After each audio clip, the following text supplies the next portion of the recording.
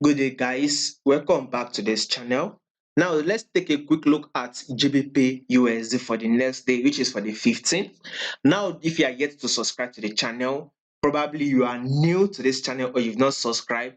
I want you to click on the subscribe button, like and share because we'll be putting out more updates for you. And also follow us on Telegram. If you are yet to follow us on Telegram, you will find the link to our Telegram channel in the comment section. So go to the comment section, click on the link to the Telegram channel and follow us on Telegram.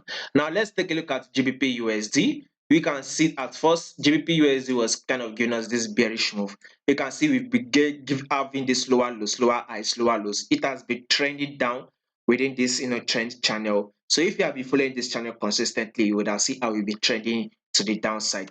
But right now, there's now a change in direction or bias, which means we'll be expecting more buys on GBP USD. And you all know, if you have been following this channel consistently, I literally told you guys that more bullish move will be coming on GBP to USD. Reason is that DXY, which is our factor, which is the factor, will be falling. We all know that this is November, right? That there's what we call seasonal trend. During November, December period like this, we tend to see DXY or USD fall. So within this period, when we are close to the year end to the, or when we are close, when the year is about to end, during that period, we tend to see DXY fall, dollar tend to fall. So of course, if dollar falls, what do you expect against your GBP since you are trading GBP to USD? Definitely GBP will actually push up. Since DXY is falling, then they expect GBP to USD go bullish. That is what we'll be seeing. More buys is now coming on GBP USD. And by the way, the reason why we added this bullish move, you all know CPI that literally pushed it up, so no problem. All you just have to do is wait for a correction or a pullback as you may see it. There's going to be a good amount of a pullback before you continue the movement to the upside. So be very, very careful.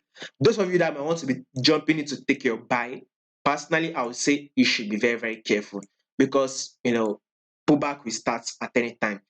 Except you don't trade with stop loss, which I would advise you not to do that. Never ever take a trade without the stop loss. Many of you guys are literally fond of doing that because now you will blow your account. Even though you survive it the first time, you survive it the second time, the third time you are very much likely to wipe off your account. Never trade without a stop loss. Now, if you want to go ahead and take the buy right now, I would say no because this is kind of like a good amount of a movement to the upside. You can see this good massive bullish move.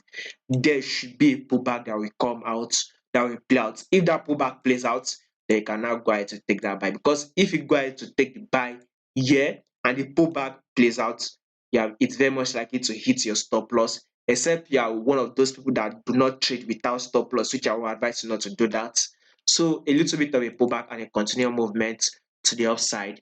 Now, do not forget to subscribe to this channel if you've not, and follow us on Telegram, guys. You will find the link to our Telegram channel in the comment section.